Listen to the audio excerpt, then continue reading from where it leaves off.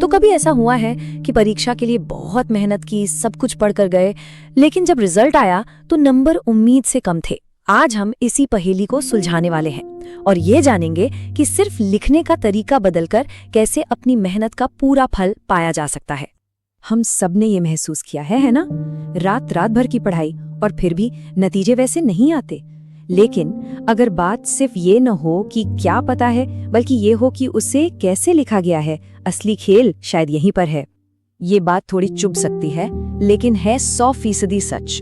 आपकी जो answer sheet है ना, वो परीक्षक से बात करती है।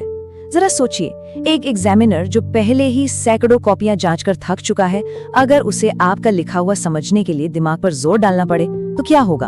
आप तो अनजाने में ही अपने नंबर कटवा रहे हैं। तो इस प्रॉब्लम को सॉल्व करने का हमारा 5 स्टेप प्लान क्या है?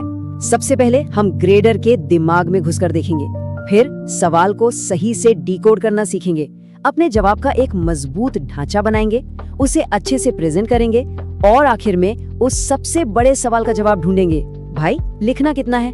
तो चलिए शुरू करते हैं। हमारा पहला कदम, खुद को परीक्षक की जगह रखकर सोचना। अगर ये समझ आ गया कि वो असल में ढूंढ क्या रहे हैं, तो आधी लड़ाई तो वही जीत ली जाती है। जरा सोचिए, एक परीक्षक जो सैकड़ों आंसर शीट्स के ढेर के नीचे दबा हुआ है।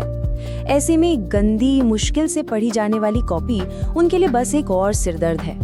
साफ सुथरी लिखावट सिर्फ आपके जवाब को पढ़ने लायक नहीं बनाती, बल्कि ये एग्जामिनर के वक्त के लिए एक सम्मान भी दिखाती है और ये उन्हें आपके जवाब को पढ़ने से पहले ही एक पॉजिटिव फ्रेम ऑफ माइंड में डाल देता है।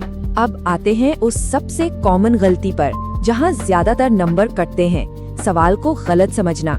अक्सर हम उस सवाल का जवाब दे देते हैं जो हमें आता है, न कि उस सवाल का जो असल में पूछा गया था, और बस वही खेल खत्म हो जाता है। अच्छी बात यह है कि इस जाल से बचने का एक तरीका है। एडिनबर्ग विश्वविद्यालय ने एक बहुत ही जबरदस्त फ्रेमवर्क बनाया है, जो किसी भी सवाल को उसके असली हिस्सों में तोड़ने में हमारी मदद करता है।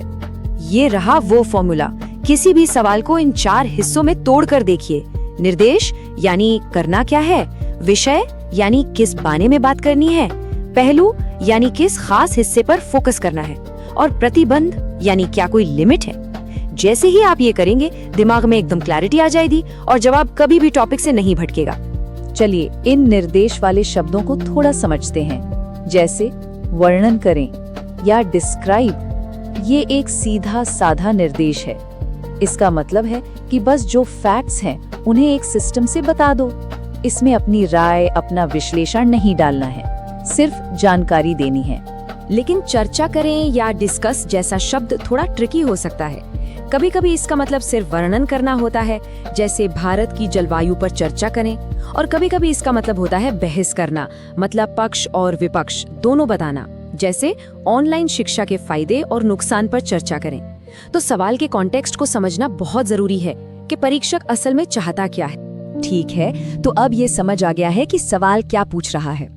अगला कदम, और शायद सबसे जरूरी कदम, एक भी शब्द लिखने से पहले अपने जवाब की प्लानिंग करना है। ये ठीक वैसा ही है जैसे एक आर्किटेक्ट बिल्डिंग बनाने से पहले एक पूरा ब्लूप्रिंट तैयार करता है। ये एक बहुत ही सिंपल लेकिन पावरफुल प्रोसेस है। जो टॉपर्स होते हैं ना, वो अक्सर लिखने से पहले कुछ मिनट रफ पेज पर एक छोटा सा माइंड मैप या फ्लो चार्ट बना लेते हैं। वो सारे जरूरी पॉइंट्स लिख लेते हैं, उन्हें एक लॉजिकल ऑर्डर में जमाते हैं और फिर बस उस ब्लूप्रिंट के हिसाब से लिखते जाते हैं। इससे ये पक्का हो जाता है कि उनका जवाब बिखरा हुआ नहीं, बल्कि एकदम सधा हुआ है। और ये रही एक प्रो टिप, जो लंबे जवाब होते हैं उनमें कोशिश करें कि 6 से 8 हेडिंग्स जरूर हों। ये हेडिंग्स एग्जामिनर के लिए साइन बोर्ड की तरह काम करती हैं, जो उन्हें आपके जवाब के रास्ते पर गाइड करती हैं।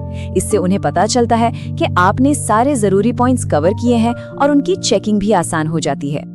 तो अब हमारे पास कंटेंट भी है और स्ट्रक्चर भी। तो चलिए अब बात करते हैं प्रेजेंटेशन की। ये समझिए कि ये आपके ज्ञान की पैकेजिंग है, और कहते हैं ना, first impression is the last impression. ये बहुत छोटे छोटे नियम हैं, लेकिन इनसे फर्क बहुत बड़ा पड़ता है। एक साफ सुथरी ऑर्गेनाइज्ड आंसर शीट देखने में भी अच्छी लगती है और पढ़ने में भी आसान होती है। याद रखिए, हम चाहते हैं कि परीक्षक का ध्यान हमारे आइडियाज पर हो, न कि हमारी गंदी लिखावट या काटापीटी पर। एक साफ कॉपी एक साफ दिमाग की निशानी होती है। और हाँ, अगर कोई मैथ्स या साइंस का सवाल है तो ये एक छोटा सा हैक जरूर अपनाएं। जो भी आपका फाइनल न्यूमेरिकल आंसर आए उसे हमेशा एक बॉक्स में बंद कर दें। इससे परीक्षक की नजर सीधे सही जवाब पर जाती है। अगर जवाब सही है तो वो तुरंत नंबर देकर आगे बढ़ सकते हैं। उनका समय बचता है और पूरे नंबर मिलने के चांस बढ़ जाते हैं। और अब वो सवाल जो हम सबके मन में घूमता रहता है, आखिर लिखना कितना है? क्या ज्यादा पेज भरने से ज्यादा नंबर मिलते हैं? आइए इस दुविधा को भी दूर करते हैं। तो चलिए कुछ आंकड़ों पर नजर डालते हैं। अब देखिए, ये कोई पत्थर की लकीर तो नहीं है, लेकिन भारतीय बीए परीक्षाओं के एक विश्लेषण के मुताबिक 10 नंबर के एक लंबे सवाल के लिए करीब 3 पेज की लंबाई को आदर्श माना जाता है। वहीं अगर सवाल 15 नंबर का हो जाता है तो ये लंबाई बढ़कर लगभग 3.5 पेज तक चली जाती है। और जो सबसे बड़े 20 नंबर वाले सवाल होते हैं, उनके लिए लगभग 4 पेज तक लिखने का टारगेट रखा जा सकता है। तो इन सभी आंकड़ों का सार इस टेबल में है। इसे एक गाइड की तरह इस्तेमाल कर सकते हैं ताकि परीक्षा हॉल में टाइम मैनेजमेंट बेहतर तरीके से हो सके। इससे एक अंदाजा रहता है कि किस सवाल पर कितना वक्त और कितनी मेहनत लगानी है। लेकिन यहाँ पर एक बात गांठ बांध लेनी है, ये सिर्फ गाइडलाइंस हैं, कोई सख्त नियम नहीं। क्वालिटी हमेशा क्वांटिटी से ज्यादा जरूरी है। एक छोटा टू द पॉइंट और बढ़िया जवाब एक लंबे और बिना मतलब के जवाब से हमेशा बेहतर होता है। सिर्फ पेज भरने के लिए मत लिखिए, परीक्षक को अपने ज्ञान और समझ से प्रभावित कीजिए।